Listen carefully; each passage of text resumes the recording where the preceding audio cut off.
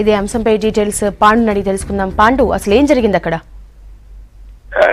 అంటే ప్రత్యక్ష సాక్షుల కథనం మేరకు ఇక్కడ అతని ప్రమేయం లేదు. కేవలం దుండగులు అక్కడ జరిగిన గతంలో యాక్సిడెంట్ చేసి పారిపోతూ మరో కారు కోసం వెతికే క్రమంలో అనుకోకుండా వంశీ అక్కడికి రావడం వల్ల అతని మీద కాల్పులు జరిపినట్టుగా తెలుస్తుంది. అతను కేవలం అతను పారిపోతూ ఒక ఇంట్లో అపార్ట్మెంట్ లోకి వెళ్ళినట్టుగా వెళ్ళి ఒక మహిళను బెదిరించి ఆమె కారు తీసుకునే ప్రయత్నంలో అతను చేస్తుండగా అదే సమయంలో వంశీ అక్కడికి రావడంతో మరో ఫ్యామిలీ కూడా అక్కడే ఉందని కూడా వాళ్ళు చెప్తున్నారు. ఆ టైంలో ఇతను అతని కారులో అక్కడే ఉండడం వల్ల అతన్ని కాల్ చేసి అతని కారుని తీసుకుని వెళ్ళినట్టుగా మనకి ప్రత్యక్ష సాక్షుల కథనం తెలుస్తుంది. ఇందులో అసలు ఎందుకు అక్కడికి వచ్చారు, దుండగుడు ఎవరు ఏంటి అన్న వివరాలు ఇంకా పూర్తి స్థాయిలో మనకు తెలియలేదు. అతను అంతకు ముందు ఒక యాక్సిడెంట్ చేసినట్టుగా కూడా ప్రత్యక్ష సాక్షుల కథనం ప్రకారం తెలుస్తుంది. అదేవిధంగా ఈ కారు తీసుకుపోతూ అతను మరో చోట యాక్సిడెంట్ చేసి అతన్ని పోలీసులకు దొరికినట్టుగా కూడా ప్రత్యక్ష సాక్షుల ప్రకారం తెలుస్తుంది. మొత్తంగా కూడా కేవలం ఇప్పటి వరకున్న ప్రాథమిక సమాచారం మేరకు వంశీ అనే వ్యక్తి ఆ దుండగుల కాల్పులో చనిపోయినట్టుగానే తెలుస్తుంది.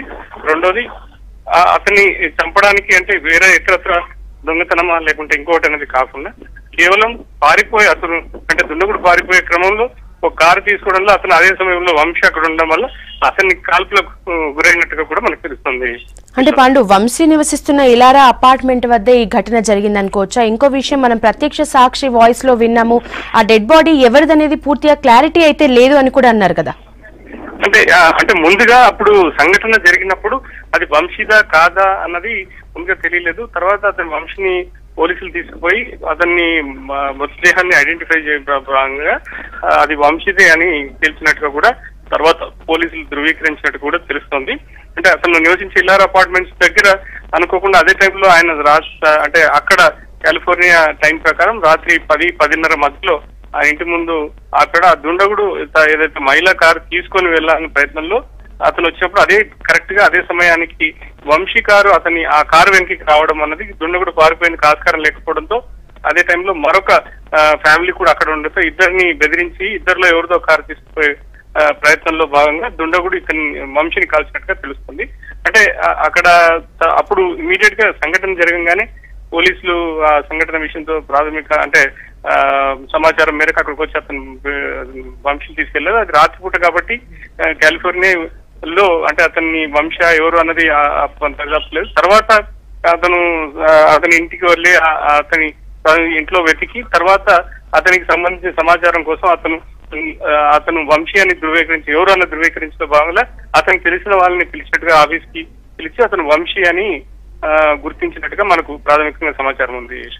ఎస్ పాండు, నైట్ ఘటన జరిగినప్పటికీ ఈ రోజు మార్నింగ్ కుటుంబ సభ్యులకు సమాచారం ఇచ్చినట్లుగా తెలుస్తోంది. అసలు కుటుంబ సభ్యులకు ఎవరు ఫోన్ చేశారు, విషయాన్ని ఎవరు చెప్పారు, ఏమని చెప్పారు?